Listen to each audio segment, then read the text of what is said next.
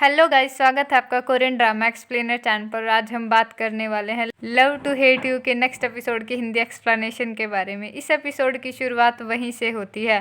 कांगहो कहता है, क्या तुम्हें अब मैं पसंद नहीं जो इतनी बुरी तरह से मार रही हो?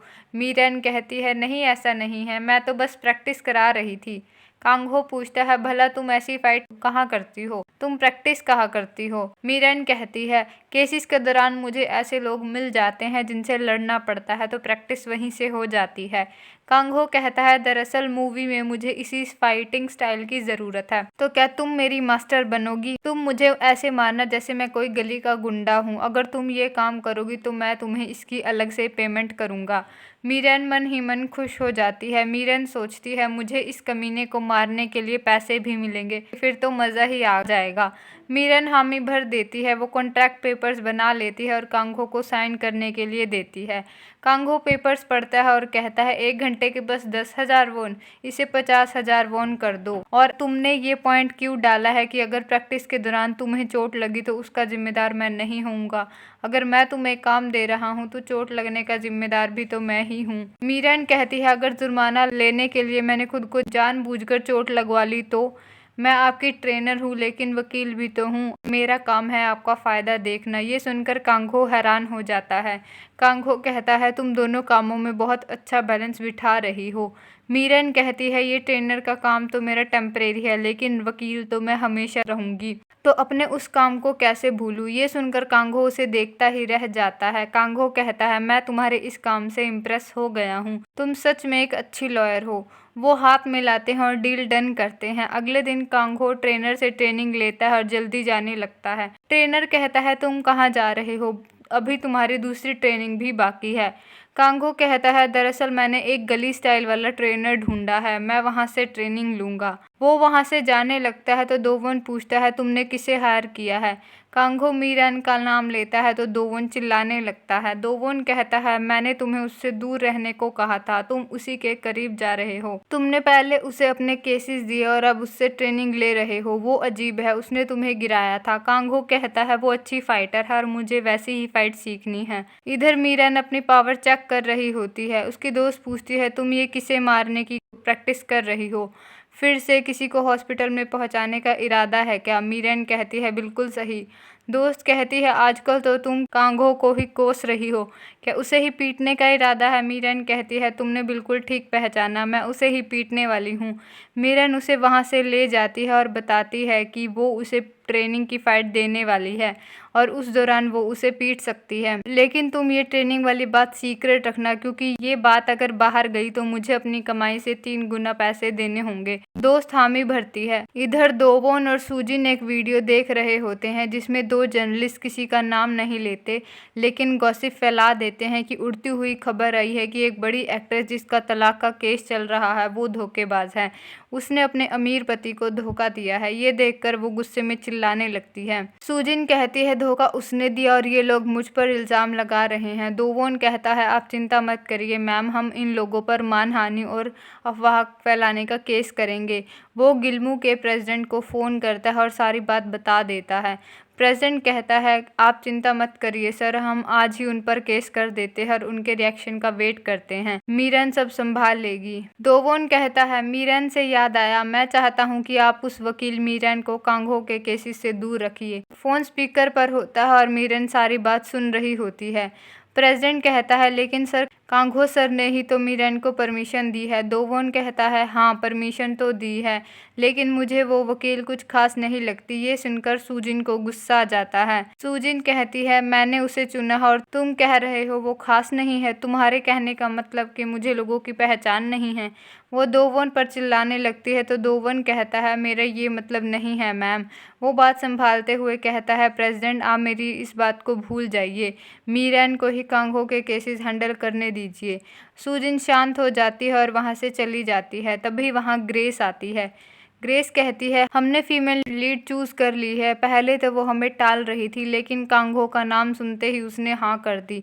दोवन पूछता है, वो कौन है वो? ग्रेस कहती है, ओ सेना। ये सुनकर दोवन चौंक जाता है। ग्रेस पूछती है, क्या हुआ? दोवन कोई जवाब नहीं देता। फिर हमें ओ सेना को दिखाया जाता है। वो किसी अमीर आदमी की गर्लफ्रेंड होती है और रेस्टोरेंट में उसका वेट कर रही होती है। वो नहीं आता तो ओ सेना उसे कॉल करती है। बीएफ कहता है सॉरी मैं आज बिजी हो गया था।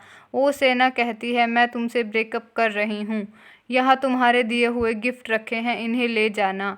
ये कहते ही वो कॉल कट कर देती है। फिर हमें फ्लैशबैक दिखाया जाता है। ये 10 साल पहले का फ्लैशबैक होता है। उस टाइम कांगहो कोई एक्टर नहीं था, पर ओ सेना एक एक्ट्रेस थी। वो किसी अमीर आदमी के लिए कांगहो को छोड़ देती है और कांगहो टूट जाता है। दोवोन कहता है तुम्हें भी बड़ा एक्टर बनना होगा कांगहो, ताकि उसे पता चले कि उसने कितनी बड़ी गलती की है। और इसी के साथ फ्लैशबैक ख़त्म हो जाता है। दोवोन ओ सेना को कॉल करता है और उसे अगले दिन मिलने के लिए बुलाता है। अगला दिन आ जाता है और हमें पता चलता है कि आज मीरन का बर्थडे है। उसकी मॉम उसे विश करती हैं और उसके लिए स्पेशल कुकिंग करने के लिए सोचती हैं, लेकिन मीरन मना कर देती है। मीरन कहती है ऐसा मत करना मॉम, आज मैं सारा दिन बिजी हूँ। तभी उसके पास प्रेसिडेंट का कॉल आता है। प्रेसिडेंट कहता है सुजिन ने अपने हस्बैंड की गाड़ी ठोक दी है, वो डिटेंशन सेंटर में है, तुम वहाँ जाओ और काम संभालो। वो डिटेंशन सेंटर जाने लगती है। तभी उसके कलीग बताते हैं कि आज तो तुम्हारे मज़े होने वाले हैं। डिटेंशन सेंटर के रूम नंबर 1 to 10 किसी होटल की तरह होते हैं। वहाँ वीआईपी रहते हैं और मज़े करते हैं। इधर दोवोन और ओ सेना मिलते हैं और बात करते हैं। दोवोन कहता है आखिरकार तुम करना क्या चाहती हो? मुझे पता चला है कि तुम ये मूवी सिर्फ कांगो की वजह से कर रही हो। क्या तुम कांगो को फिर से डेट करने की सोच रही हो? अगर ऐसा है तो मैं ऐसा नहीं होने दूंगा। तुम उसे पहले ही बहुत दुख पहुंचा चुकी हो। ओ सेना कहती है मैं भी तो इतने टाइम से भुगत रही हूँ। मैं उसे हर अवार्ड फंक्शन में अवॉइड करती हूँ ताकि उसे कोई दुख ना पहुँचे। मैं उससे एक बार माफ़ी मांगना चाहती हूँ। दोवोन कहता है अगर तुम उससे सच में माफ़ी मांगना चाहती हो तो ये मूवी छोड़ दो। ओ सेना बेशर्मी से कहती है तुम्हें ये लगेगा कि कांगो ने मुझे इस शर्त पर माफ़ कर दिया कि मैं ये मूवी छोड़ दूँ? तुम्हें लगता है कांगो को ये अच्छा लगेगा?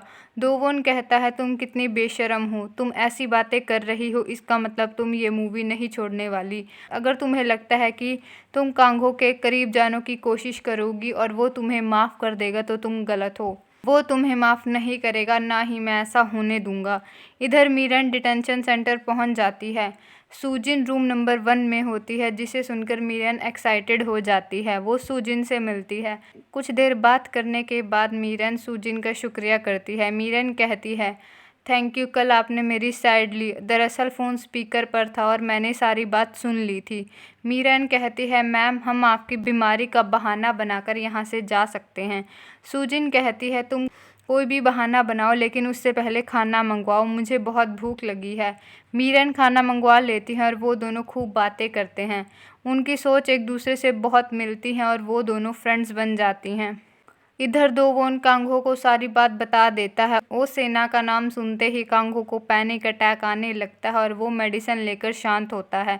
दोवोन कहता है तुम इस मूवी को छोड़ दो, यही सही रहेगा।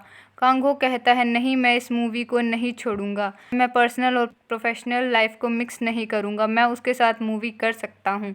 इधर बहुत देर बातें करने के बाद मीरन सुजिन को छुड़ा लेती है और कांगहो के घर पहुँच जाती है।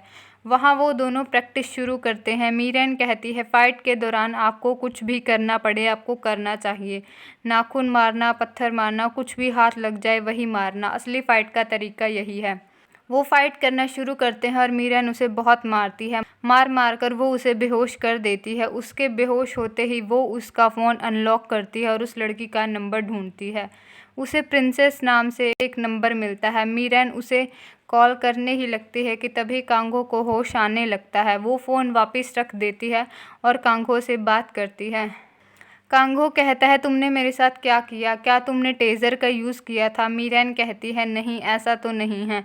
तभी ड्राइवर सैंगसुप और जीवू वहां आ जाते हैं। मीरन देखती है ये वही अंडरएज लड़की है। जीवू से अंकल बुलाती है तो मीरन सोचती है ओ तो ये पब्लिक में से अंकल कहती है। वो दोनों वहाँ से बाहर जाते हैं और मीरन सैंगसुप से पूछती है ये लड़की कौन है? सैंगसुप कहता है ये तो कांगो की भतीजी है, उसके बड़े भाई की लड़की। कांगो इससे बहुत प्यार करता है और इसे प्रिंसेस कहता है। ये सुनकर मीरन चौंक जाती है। वो खुद को गालियाँ देने लगती है और कहती है, मेरे दिमाग में ये बात क्यों नहीं आई, मैंने इतने अच्छे इंसान को गलत समझा, मैंने उसे पीटा। वो शर्मसार हो जाती है और वहीं बैठ जाती है। अपनी भतीजी से बात करने के बाद कांगहो वापस आ जाता है और मीरन उसे शर्मा कर भागती रहती है। कांगहो कहता है, क्या मुझे तुम्हें पकड़कर मारना है? मीरन कुछ नहीं बोलती और भागती रहती है। कांगहो उसे पकड़ लेता है और मारने लगता है। कांगहो कहता है, तुम फाइट बैक क्यों नहीं कर रही? मीरन कहती है, ताकि आप प्रैक्टिस कर सके। कांगहो कहता है, बस आज के लिए इतना ही, बाकी प्रैक्टिस हम कल करेंगे। कांगहो उसे घर छोड़ने के लिए जाने लगता है। तभी मीरन के पास मिस्टर ली की कॉल आती है। ली नशे में होता है और उसे बर्थडे विश करता है। मीरन कहती है, तुम नशे में हो और मुझे बर्थडे विश कर रहे हो? वो उसका थैंक यू करती है और कॉल कट कर देती है। कांगहो उसकी बात सुन लेता है और पूछता है, क्या आज तुम्हारा बर्थडे है? मीरन हामी भरती है। कांगहो कहता है, तो तुमने मुझे पहले क्यों नहीं बताया? तुम्हारा बर्थडे था और मैंने तुम्हें पीट दिया। मीरन कहती है, कोई बात नहीं, वो मेरे काम का हिस्सा था। कांगहो उसे बर्थडे विश करता है और खाना खिलाने ले जाता है। वो यहाँ वहाँ की बातें करते हैं। कांगहो पूछता है, तुमने इतनी अच्छी फाइट कहाँ से सीखी? मीरन कहती है, बचपन में एक अंकल हमारे स्कूल के रास्ते में खड़े हो जाते थे और हमें बहुत परेशान करते थे। जब मैंने मॉम डैड को ये बात बताई तो उन्होंने कहा, रास्ता बदल लो।